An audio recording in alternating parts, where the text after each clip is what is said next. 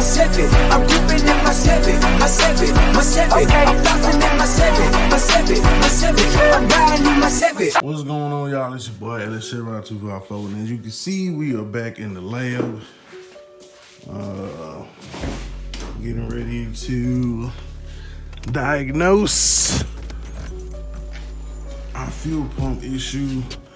Last video, like I was telling y'all, man, it was at 40, and 40 is not where it's supposed to be at. So apparently something is still leaking off, and like I said, it's not building up any pressure. So something is wrong. Not exactly sure what.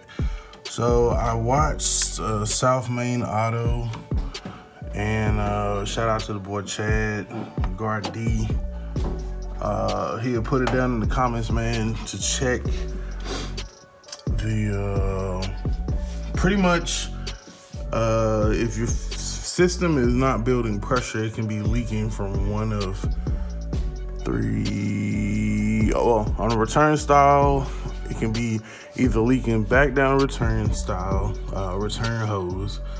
It can be leaking down the back down the feed side, because the chunk, the check valve and the pump, or it could be leaking out your regulator. Regulator didn't seem to be a problem.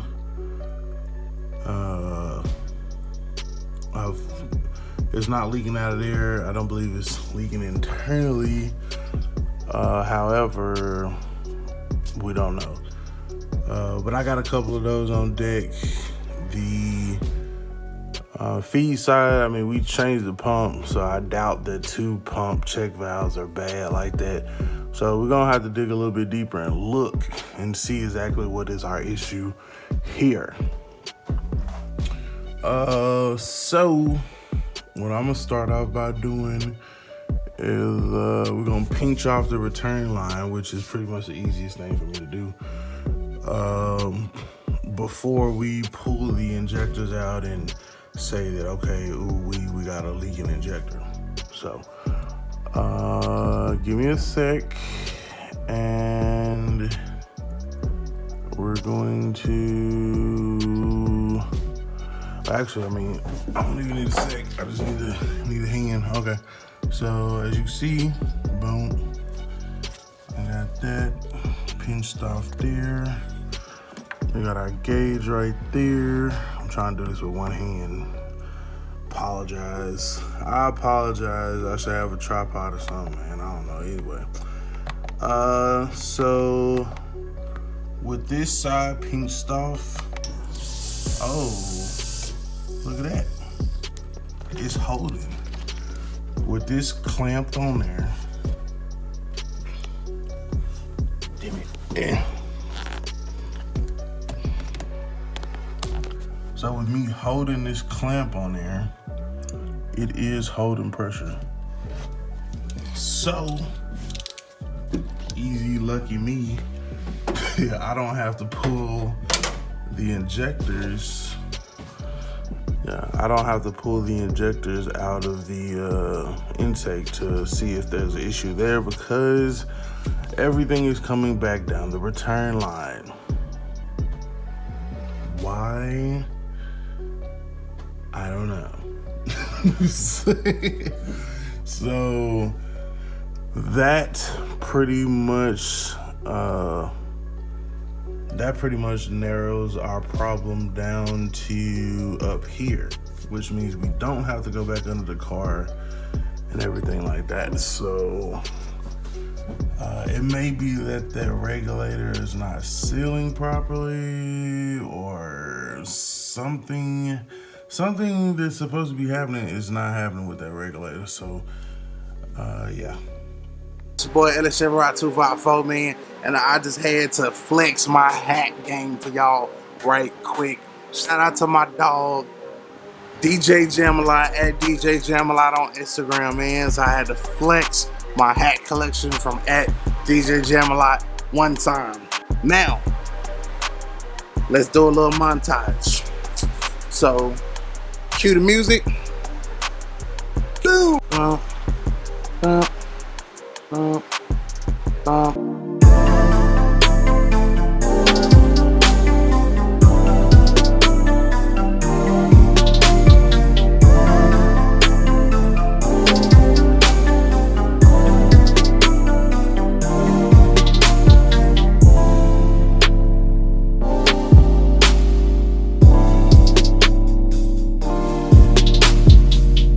So the following message has been brought to you by LSChevrolet254, man. Make sure y'all go holler at that boy DJ Jam a lot on Instagram.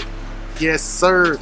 Get your fitted LS Chevrolet or Caprice today. So what I did, man, I looked at some videos, saw some people replacing some fuel pressure regulators, and I looked at mine and come to find out what I was missing was the O-ring. It's a little bitty O-ring. It goes on, let me show you. Cause all of the ones that I was using, all the fuel pressure regulators, cause I was like, man, ain't no way in hell that all them shits is bad. So if you look right here, like that's not an actual O-ring. It's an O-ring that goes over that, right? And then that O-ring is what seals the fuel to stay up top on the line. So I'm going to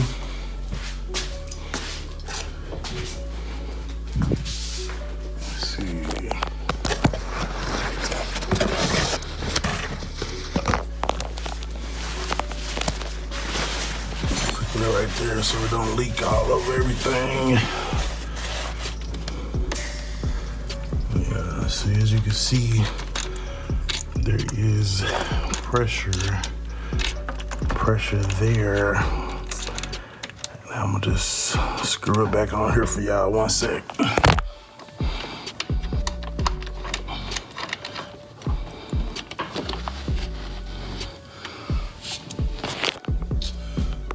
So I got this screwed back on. And then let me take you back over here. We will prime it. And then, in theory, well, I already know fake news. Y'all know what Cortez said, fake news.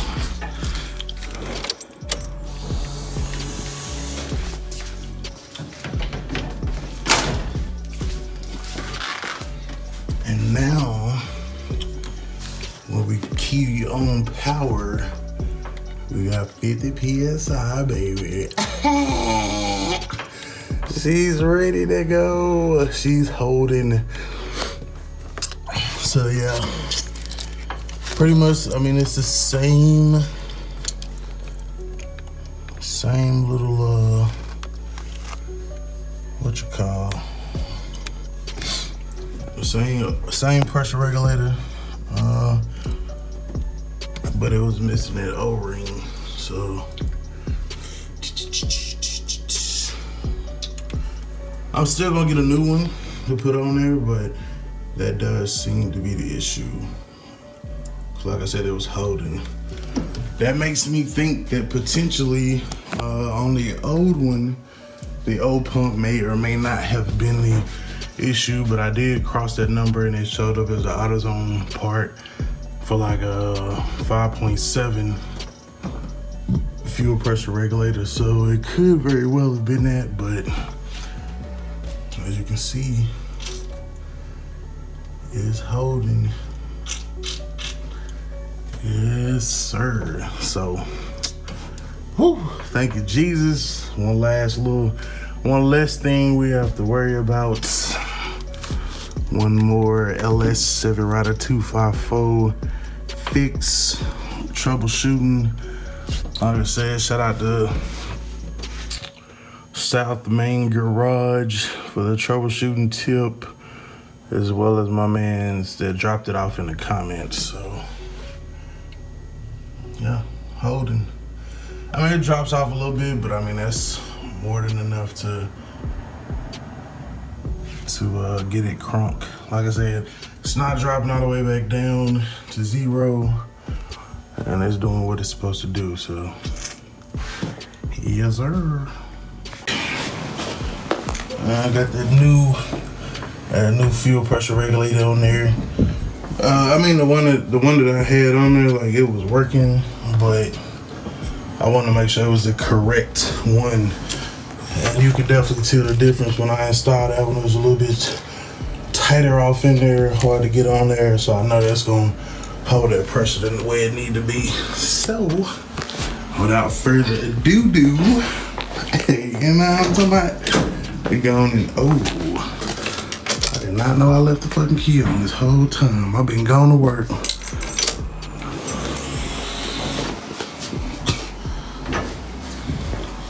Lord have mercy.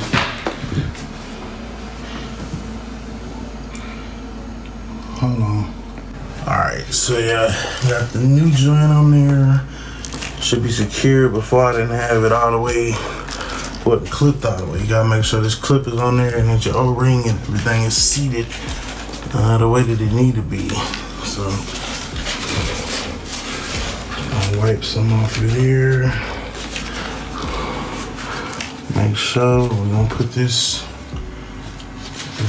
down here to make sure my battery finna die on this phone. So yep, on the phone, you know what I'm saying? Alright, so we're gonna set that right there. And then we're gonna key on. And we should be where we wanna be. I'm gonna put the battery on the charger tonight. Alright, so here it do its thing. Knocked it on the towel. And then it's good to go there. And we up there at 50. So that's definitely enough to go ahead and start and get her where she wanna be. And then of course, you know, it'll probably increase or whatever. It's late now, so tomorrow I actually crank it, let it run, make sure, double check for leaks. And then, but yeah, I mean, we was losing all our fuel pressure. It was shooting up to 20 and then down, then going up to 40 and then down. And now we got it to where it's actually holding. And then, you know, of course, a little slow leak. That's nothing major to be concerned with. And we're good to go. So, another hurdle. This should put us pretty much on track to go ahead and start tuning all the stuff that I was doing before. I'm gonna have to go back and I'm gonna have to revisit, just because of the simple fact that our fuel pressure wasn't adequate. So those values are probably going to be smaller. So we'll leave it to its own devices and go like that. But yeah, man, I'm gonna go eat dinner. So one small step for one big step, one whatever, you know what I'm saying? Our fuel pressure where we need to be, like it is on all other vehicles. Pressure is up and it's holding, slowly falling, but like I said, had nothing to be concerned with because they do the same thing on the box, same thing on the C10. So see you next time, man. It's your boy LS Sherrock 254. Remember, identify your weaknesses and make your strength. Life is all about choices. Choose wisely and productivity or procrastination. And remember that the hustle don't stop, the grind don't stop. Don't.